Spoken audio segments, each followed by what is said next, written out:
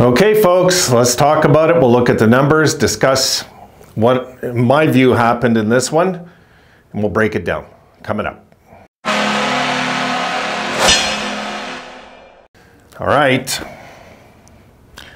This one stings, but, you know, they at least got a point out of it. I don't want to say that's a good thing, but it's a good thing, because if we would have got a loss in the loss column, you know, it would have been a whole different thing in my head. But still, guys, look, let's, anyway, we'll break it down, and I'll just give you some of my take on this, guys. I'm ticked off. Here we go. Okay, they outshot us 31-27. Sabres had the edge in faceoffs, 53% to 47. Another power play goal, at least. Mind you, we were up 2 men, and then they got one guy on, and we scored late. But anyway, 1 for 3 in the power play. They were 0 for 2. We had 9 hits. They had 20. We had 12 blocks. They had 20. Shots on goal per period. 10 apiece in the first. 12-11 caps in the second. 6-4 Capitals in the third. 3-2 Capitals in overtime. And there's your 31-27. Scoring. Peterka opens it up at 10:09. From Jolson Olofsson, makes it 1-0, and then Benson gets his first career goal, which I've missed, folks. I was busy when this happened. I actually missed it. Gets his first goal, and I heard it was quite a goal, so I haven't seen it yet. And Olofsson gets another assist, 16:04, Sabres up 2-0. And then Alexiev makes it 2-1 at 17:01, less than a minute later, which it seems like we do almost every game, it feels like, from Dowd and Van Riemsdyk. We go to the second. Oshie makes it 2-2 at 7:50 from McMichael. And then Dylan Cousins on the power play from Dahlin and Middlestat. Sabres have a 3-2 lead. And then Tom Wilson from Strome and Karlsson. It was a Strome show late in the game, folks. It really was. Strome was a beast out there late in the game. Ties it up 3-3. And then Strome in overtime from Karlsson at 4:52. 4-3 final. Now, here's what I seen happen in that overtime, and I'll backtrack it a bit. No, I'm going to backtrack it right to Okposo, okay? Okposo had 2 chances to give us a 2-goal lead and didn't convert. Didn't even get a shot off on one of them. And this thing about Granato having the boys caught on the ice late, tired, has got to stop, guys. It happened twice in this game today. Twice that I seen. I don't even know. Maybe the part I missed of the first, it might have happened. I don't know. But I could tell you that what I seen, these are coaching errors. And it seems, guys, it almost seems like every single game now we're getting caught with too many men on the ice, or is it just me? Like, it just seems like we're getting away with it, or we're getting penalized for it. This is on Granato also. So Granato, teach the troops. When there's less than 20 seconds in overtime, you do not chance it that they get one more rush. And that's what we did in that overtime. That's exactly why we lost this game and deserve to lose this game in overtime, because we didn't use our brains. We had possession of the puck in their zone. We could have backtracked it out and at least got it to a shootout. But instead, the Sabres, who weren't converting in the overtime, chanced it. They got possession with 11 seconds left, went up ice. A few seconds later, score, game over. And no, I'm not blaming Levi in this one. No way. No way. This guy played good enough to give us a win in a game we didn't deserve to win, to be honest. The better team that I seen from the 2-0 point was Washington. I mean, they were the better team. Now, they didn't dominate us, but we weren't physical enough in this game, guys. We weren't physical enough. And you know, we're gonna have to just do things about our special team. Look, our special team didn't lose the game tonight, but for me, you know, when you have that third, when we had that third power play chance, you know, there's a lot of things I didn't like that happened late. But getting caught, guys, is something we're very guilty of, and it happens way too often. Let me just check something. Was there any reason whatsoever I want to look at this?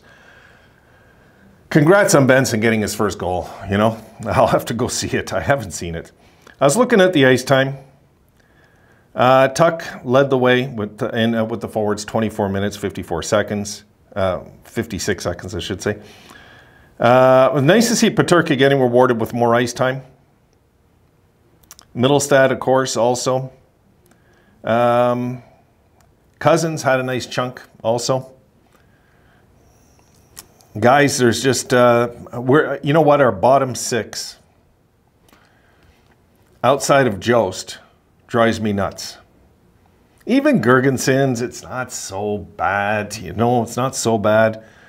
But my goodness, like, and Olofsson, look, he had 2 assists tonight, so I can't really whine about that. He only got 10 minutes of ice time and managed to get 2 assists. It's a good game for him. But guys, this thing about getting caught on the ice tired, we did not, in my books, we just did not play that right. We got caught on the ice tired late in the game. They tied it. And it was funny because I was talking to Jim about this. We were texting each other and I was saying, this is something that drives me nuts with Granato. He'll leave them out, just, you know, get one set of fresh legs out there. I don't care if it's one guy. You know, commit a guy and put a short-handed for... There's no difference if we're short a man or not, guys, for 10 seconds when none of us are any use. Everybody's exhausted. We're not timing our shifts properly, I find. It just drove me crazy today. And in the overtime, like, are they not aware how much time was left in the overtime? When they were down to 20 seconds and they had possession of the puck, they could have easily played out that time. But they rushed that last chance and gave them one more rush, and that's all it took. That's it. That's the game. For me, that's the game. So I'm not like tripping they lost this. I kind of seen it coming. When they were caught tired on the ice, I say, here we go. Here we go again, Granato. Like, time this. Get the troops off. Chance it. Chance being short a guy for a few seconds to make the change. Don't leave troops out there where they're just standing around and they can't move because they're tired and burnt out. And this is the end result. You lose. So I'm a little ticked, but guys, overall, did I like what I seen of the boys tonight? Pretty much what I seen. You know, I seen like enough of the game where I liked what I seen. I liked to compete. I liked... you know, there was some stuff, of course, I could complain about, but we were playing the hottest team in the league in their barn. It was supposed to be a hard game. It was supposed to be a game we weren't really supposed to win tonight. And to have it in the palm of our hands and let it slip away really sucks. I was worried, guys, no joke. I was worried they were going to score in the last minute after they already scored. I was. So, is Levi back to normal yet? No. Did he cost us the game? No. No. No. I think really Granato did. If it was my call tonight, guys, I think Granato screwed up with some of our line changes tonight and it cost us the game. You know, the too many men, right? We had too many men. We had the late, this is just one of the getting caught late, tired. And in the overtime, the guys weren't just they weren't aware there was time left on the clock if they missed that shot. Were they not aware? They had to have been aware. I mean, when you're playing hockey, you're yelling from the bench. You're telling your teammates, you know, 15 seconds, 10, like, you know, you're telling. I don't know. It was frustrating. It was frustrating, but I'll take the point on this road trip, guys. This is going to be a tough road trip, so we gotta squeeze out what we can on this trip, and we'll look at the season after the road trip's done, and we'll have a better idea of where we're going to be exactly. Because if this road trip all of a sudden turns bad on us, we are in trouble this year. I don't think we're in trouble yet, but we're on the cusp of it. And when you got a game that you can win, you have to put that away. Don't always look for your damn goalie to bail you out, boys.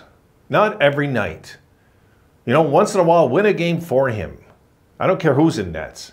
Win a game for your goalie when your goalie's got you to the point of winning. So, I'm going to leave it there. Lights out for this guy. I'm going to go watch, I don't know, I'm going to throw on something. I'm going to throw on something and just relax the rest of the night. I'm really tired, guys. I lost my 18-and-a-half-year-old cat yesterday, so I'm a little all over the place with that. And but it was something I seen coming. I knew it was coming.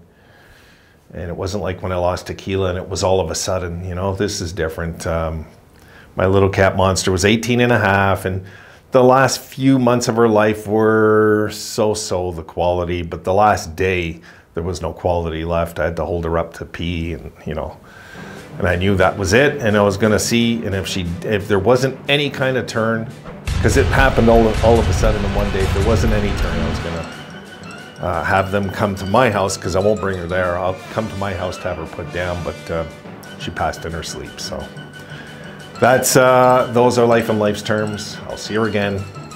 That's my spiel. All right, guys, you have a good night.